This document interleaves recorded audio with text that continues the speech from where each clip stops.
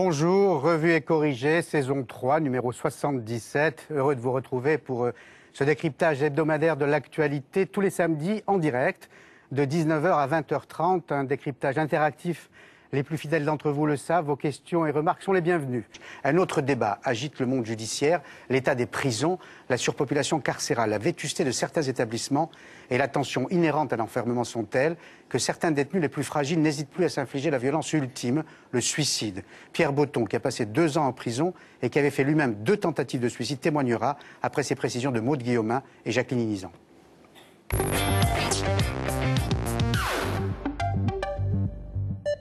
Insalubrité, conditions de rétention désastreuses, certains détenus craquent psychologiquement. Conséquence, la recrudescence des suicides en prison, 81 morts en 6 mois, soit une augmentation de 30% depuis le début de l'année par rapport à 2008, 3 fois plus qu'en Espagne.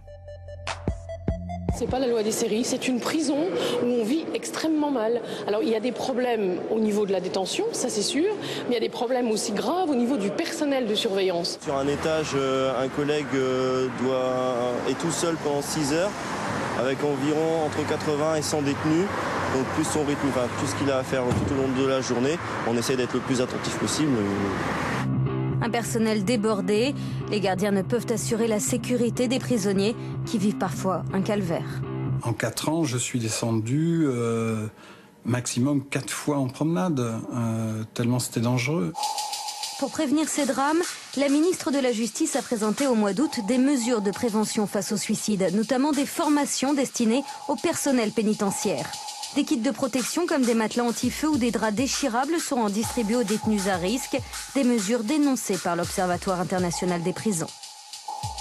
On a besoin de personnels médicaux, de personnels soignants, de psychologues, de psychiatres en prison. Bien sûr qu'il faut former des surveillants, bien sûr qu'il faut aussi former un certain nombre de détenus, mais ça ne suffit pas. Dans 2 semaines, le texte sur la loi pénitentiaire repassera au Parlement sans sa mesure phare. Les aménagements de peine pour les personnes condamnées à moins de 2 ans de prison. Face aux plaintes des victimes, l'Élysée et la chancellerie ont préféré différer. Pourtant, l'un des objectifs était de répondre à la surpopulation carcérale. Et du coup, le gouvernement est confronté à un dilemme. Comment lutter contre l'insécurité sans augmenter la population carcérale, Maud? Et oui, on voit bien que sur ce dossier, l'Élysée comme la chancellerie sont indécis. Ils ont peur de brouiller le message de fermeté du gouvernement, répété encore par Brice Hortefeux cette semaine face à l'augmentation de la délinquance. Alors, le gouvernement hésite sur les solutions à adopter, soit exclure les récidivistes des aménagements de peine, soit baisser le curseur à 1 an et demi. Bref, pour l'instant, on laisse la décision au débat qui sera donc fait à l'Assemblée. Alors précisément, quels étaient les objectifs de la loi pénitentiaire? Alors à l'origine, le but c'était vraiment d'éviter la case prison et de recourir le moins possible à cette solution. À sa place, la chancellerie voulait augmenter l'usage du bracelet électronique, ce qui était aussi une solution contre la non-exécution des peines, qui est aussi un fléau contre lequel le gouvernement veut lutter. La preuve, Nicolas Sarkozy, en juin dernier au Congrès de Versailles, avait déclaré, je cite, « Comment peut-on parler de justice quand il y a 82 000 peines non exécutées parce qu'il n'y a pas de place dans nos prisons ?» Dans le Parisien aujourd'hui, Michèle Alliot-Marie revient d'ailleurs là-dessus en disant qu'elle répète qu'elle compte surtout sur la construction de nouvelles prisons.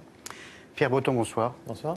Merci d'être là. Vous n'êtes pas surpris, vous, qui avez passé, je l'ai dit, 2 années de votre vie en détention, par l'augmentation du nombre des suicides?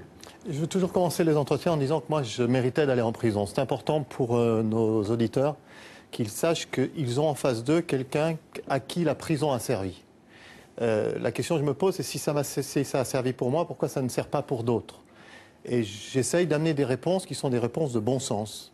Quand vous avez quelqu'un qui est condamné, qui n'est pas condamné, qui est présumé innocent pour la première fois, donc qui est en préventive, et qui côtoie un récidiviste, c'est à mon avis inacceptable.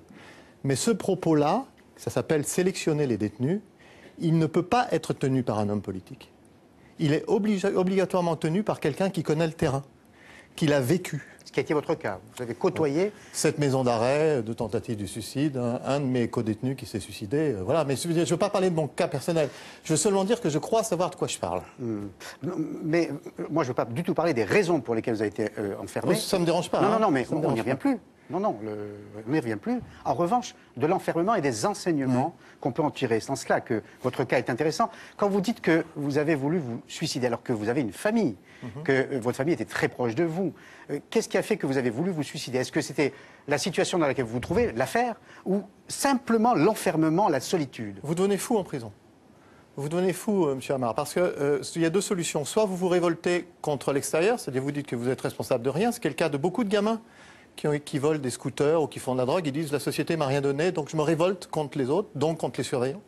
Soit vous reconnaissez que vous avez commis des erreurs, ce qui est mon cas, et vous révoltez contre vous-même. Et donc, à ce moment-là, plus rien pour vous protéger. Et l'autre chose, il faut savoir, une des autres propositions que je te dis, vous voyez, sur toutes les images qu'on a, toutes les images, les rapports qu'on a faits, et ces rapports sur rapports, et commission sur commission, on sait que c'est le taux de récidive le pire d'Europe, que nos prisons, tout le monde le sait. Toutes les images, c'est dégueulasse. Mais moi, si on m'avait donné un pot de peinture et un pinceau et du carrelage, j'aurais bien voulu l'entretenir. Alors que vous étiez dans la section peinture.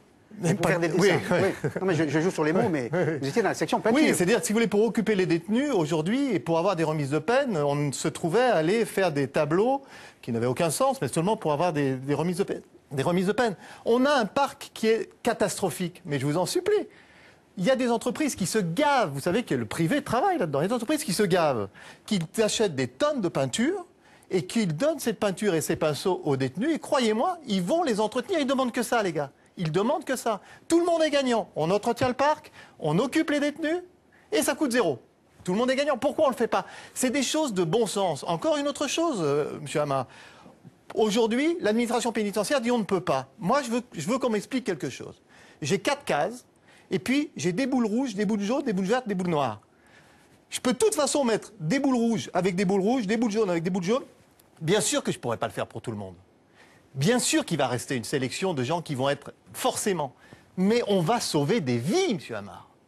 On va sauver des vies. C'est ça dont on parle. Ce matin, le ministre de la Justice qui fait... Je ne veux pas du tout faire de polémique. Ce n'est pas du tout mon but. Mon but, c'est de construire et c'est d'agir. Dit il faut apporter des réponses appropriées.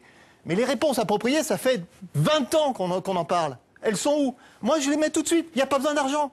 Pour sélectionner, il n'y a pas besoin d'argent. Les pots de peinture, il n'y a pas besoin d'argent. Et derrière, Véronique Colucci, avec qui j'entretiens des rapports, n'est pas opposée à faire des prisons du cœur. Oui, c'est ce que vous voulez faire. Parce qu'on doit changer notre regard. Parce que je voudrais poser une question. Mais est-ce que la société, et à travers elle la classe politique, est-ce qu'elle est prête à entendre ce que vous êtes en train de dire? Alors la question c'est, est-ce que les propositions que je fais sont rejetées parce qu'elles ne sont pas de bon sens? Je ne crois pas par rapport à tout ce que je reçois. Ou est-ce qu'elles sont rejetées par le pouvoir parce qu'elles viennent de quelqu'un qui a été condamné? Et là, c'est grave. C'est pour ça, quand vous m'avez demandé comment on vous présente, je vous ai dit ex-détenu. Oui, absolument. Parce que je veux assumer ex-détenu. C'est bien sûr, aujourd'hui, je suis chef d'entreprise et mais je veux assumer. Parce que tous nos regards, messieurs et dames qui êtes dans le public, vous devez changer votre regard sur les gens qui sortent de prison. Soit on a payé, soit on n'a pas payé. Et si on a payé, alors vous devez nous serrer la main, vous devez nous regarder comme les autres. Si on n'a pas payé, alors laissez les prisons comme ça, c'est comme ça qu'il faut les laisser, et laissez-nous crever. Vous avez tenté de vous suicider, et vous écrivez, vous l'avez écrit dans un livre que vous aviez écrit il y a quelques années, Prison, chez Lafon, que c'est un surveillant qui vous a sauvé. Oui, bien sûr. Mais c'est une autre chose, je suis un peu passionné, je vous prie de m'excuser. On a organisé une projection du film d'Audiard, Le Prophète. Entre parenthèses, ça ne représente que 5%. Cette vie-là du prophète ne représente que 5% de la vie des détenus. 95% des détenus sont en maison d'arrêt. Ce qu'on présente, c'est la centrale. Donc c'est un peu un détail. Mais... Oui, avec une violence extrême, hein, pour ceux qui ne l'ont pas vu. Oui. Pourquoi on organise ça? Qui va dans cette projection? Comme d'habitude, les cadres de l'administration pénitentiaire, un ministre, machin truc. Et les mecs qui sont au terrain, les surveillants, qui sont tous les jours collés aux détenus. On n'est pas capable d'offrir 2 places pour eux et leur épouse pour organiser dans chaque région une projection de ce film, mais on leur crache à la gueule. Moi, effectivement, c'est un surveillant qui m'a sauvé. Le surveillant, pour me sauver, il a enfreint 2 lois. 2 lois. Il a ouvert la cellule après 19h, ce qui est interdit, et il m'a seulement donné quelque chose qui s'appelle la chaleur humaine. Il m'a pris dans ses bras, c'est interdit aussi. Ça veut dire un peu d'humanité. Ça montre également qu'ils sont capables d'en donner. Absolument. Et si on les écoutait un peu plus, vous savez comment on les appelle en prison, hein? On les appelle des porte-clés. Hein? Ça montre bien ce que ça veut dire. Ça veut dire qu'ils sont capables que de porter les clés. C'est faux, ce qui est faux. Vous êtes sorti, vous en êtes sorti, vous en êtes sorti, même professionnellement, vous êtes aujourd'hui chef d'entreprise. Mais la façon dont vous en parlez montre que c'est toujours en vous. C'est toujours en moi parce que, Paul, moi je m'en suis sorti, oui, mais vous savez, il faut savoir une chose, c'est que les conditions qu'il y a ici, je n'aime pas parler des cas personnels, les conditions de prison que vous vivez, nous, on a mérité d'être sanctionnés. Et on est sanctionnés, et moi, j'admets ma peine. Je ne pouvais pas signer le carnet de notes de mes gosses. Je ne pouvais pas avoir leurs photos. Il y en a une qui a 21, l'autre qui a 18. Je pense que quand je fais ça, c'est pas cadeau. Hein. Je ne fais plus rien cadeau. Vous savez, j'en ai fait beaucoup, des cadeaux, j'en fais plus. C'est seulement parce que j'ai besoin de renvoyer ça aux gosses de ceux qui sont détenus aujourd'hui. Et j'ai besoin d'envoyer un appel au public, je le dis. Moi, quand mes gosses étaient en prison, les parents les traitaient de fils d'escrocs. Escrocs, oui. Fils d'escrocs, non, je vous en supplie. Je vous en supplie, ne mettez pas cette étiquette-là sur les enfants de ceux qui sont en prison. Voilà, c'est tout. On a un gros travail à faire nous-mêmes. Et c'est pour ça que je sors, parce que, évidemment, je n'ai pas le teint basané, j'ai pas, vous voyez, je veux dire, j'ai un langage qui est un langage que tout le monde comprend, je parle pas verlan, je parle pas tout ça. Alors on s'identifie, on dit, ah oui, lui. Non, non, non. Si moi je peux m'en sortir, tout le monde peut s'en sortir. Je vous demande vraiment d'y croire. Merci Pierre Botton pour ce témoignage.